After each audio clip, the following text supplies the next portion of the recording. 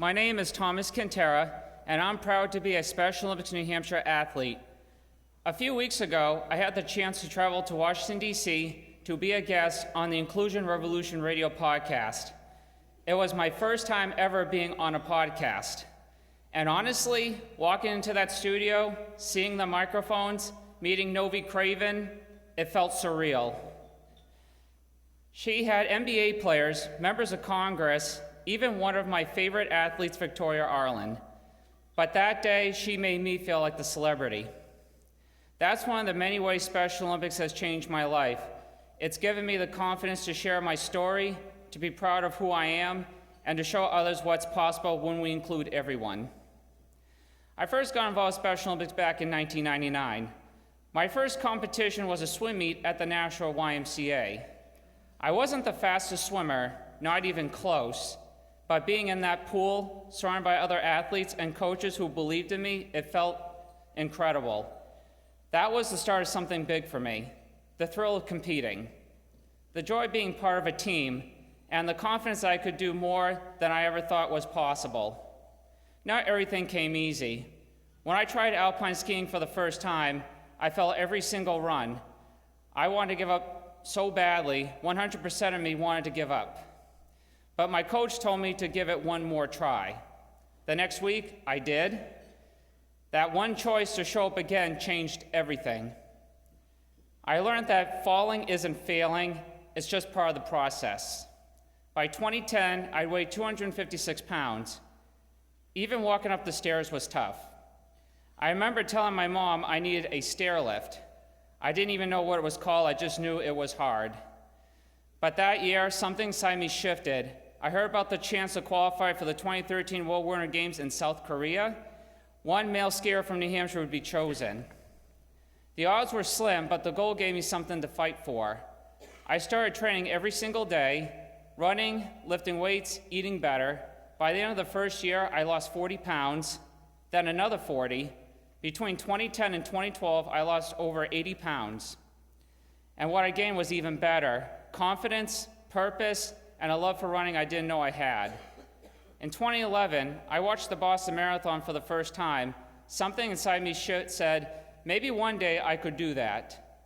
At the time, I didn't believe it, but I also didn't forget it. With Special Olympics, I had the right coaches, the right equipment, and the right support to make that dream real. Now I've run all 6 world majors: Tokyo, London, Boston, Berlin, Chicago, and New York.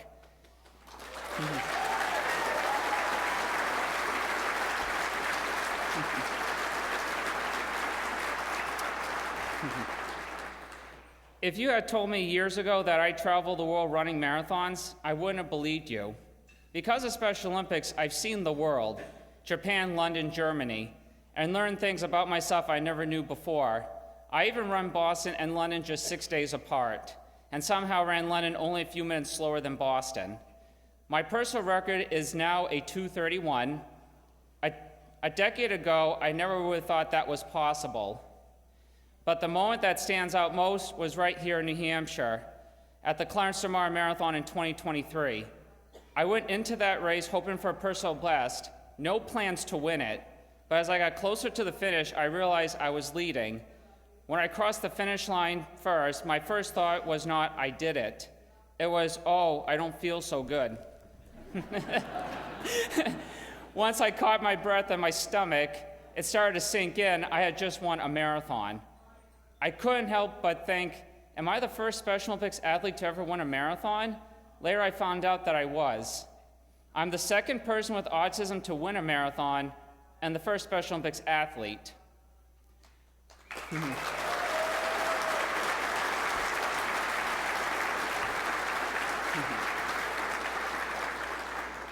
Winning that race wasn't just my victory, it was ours. Because when one athlete succeeds, it inspires others to dream bigger. I've seen athletes who used to think 5Ks were impossible, now out there training, signing up for races. That's what this movement is all about, lifting each other up, one finish line at a time. Of course, I've had my setbacks too. Hamstring injuries, wrong turns during a race. As someone on the autism spectrum, big crowds can be tough. but Special Olympics has taught me how to find calm in the chaos and to keep moving forward. Special Olympics has given me community, people like Mark Duggan, who helped me get the right shoes and training support, and Marie Knepp and Brandon Newbold, incredible coaches who believed in me from the start. I wouldn't be the athlete I am today without them. I learned that inclusion is not just about sports, it's about belonging, it's about finding a community that believes in you before you even believe in yourself. So today, standing here, I just want to say thank you to my coaches, my family, my teammates, and everyone who supports Special Olympics. You have changed my life. Because of you, I had the chance to chase goals I never thought were possible. To anyone wondering if they can make a difference, trust me, you can. Every time you volunteer, donate, or cheer on an athlete, you're helping someone like me discover what they're truly capable of. Thank you for believing in Special Olympics and for helping us keep running toward possibility.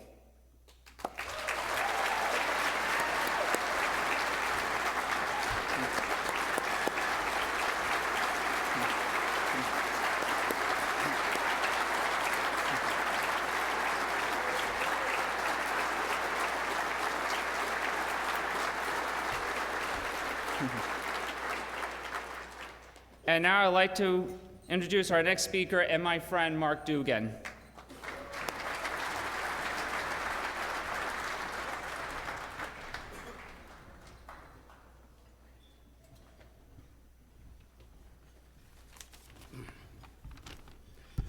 Hard to follow Thomas, that's for sure. So Thomas is a remarkable athlete, runner, an amazing person. He's demonstrated a new level of success for Special Olympics athletes, unified sports, and a role model for many athletes. He leads by example, and he's very humble. He didn't tell you that his podcast has over 1 million views in 2 weeks.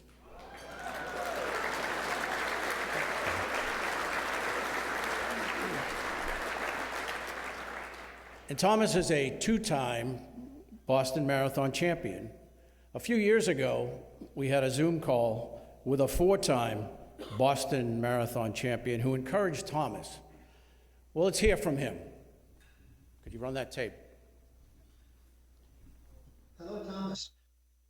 You and I have spoken before, and however, that was before you traveled around the world to the World Marathon Majors, where I know you won twice in the Paralympic athletes division, and I think that's fantastic. And I think that shows you what, first, the kind of person you are, and secondly, the kind of sport you're in. I think it's the greatest sport in the world, one of the largest sports in the world, and also one of the most competitive sports in the world. So your success, I don't think it's really hard to put it into words, but as a global sport, it's something unique and a really special achievement. I take my hat off to you. I know how hard the marathon is. It's a very challenging sport for everybody. I think Special Olympics of New Hampshire is trying to illustrate that with your efforts, your work, and the sport that you have had in your life, maybe from your parents and from Special Olympics New Hampshire. It takes teamwork. It's not just you or me or whoever, but it takes a lot of help. So I think you understand that, because otherwise you couldn't have done what you did. I think that took a lot of guts. You're a really determined guy. I take my hat off to you.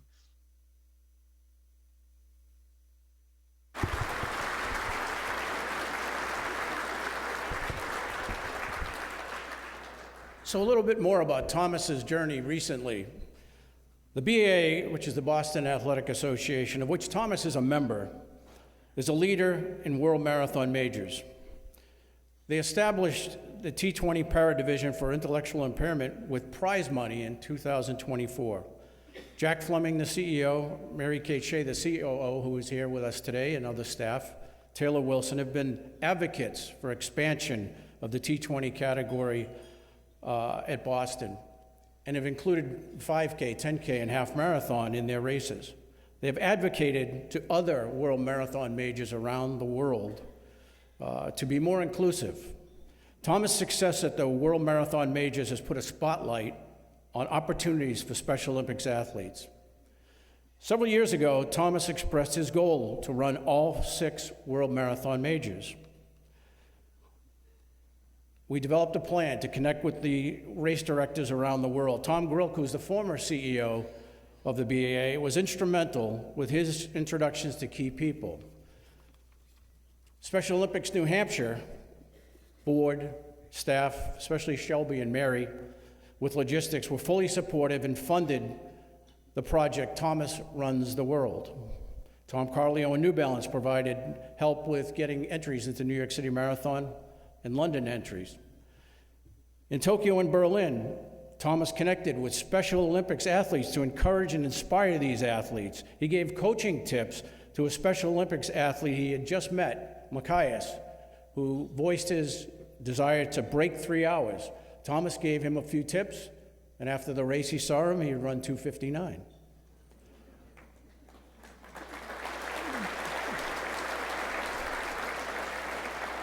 Mike Elmer joined Thomas and his mother, Deborah, in Tokyo and met with Special Olympics Nippon.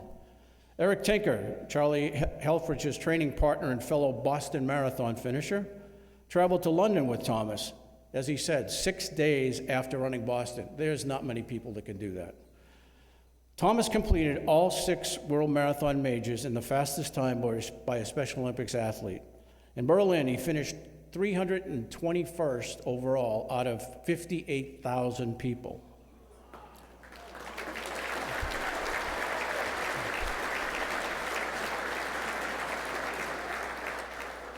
It was his personal best, as he said, 2:31, and it's a Special Olympics athlete world best. Thomas plays an important role in the recognition of Special Olympics athletes, people with intellectual challenges, and autism.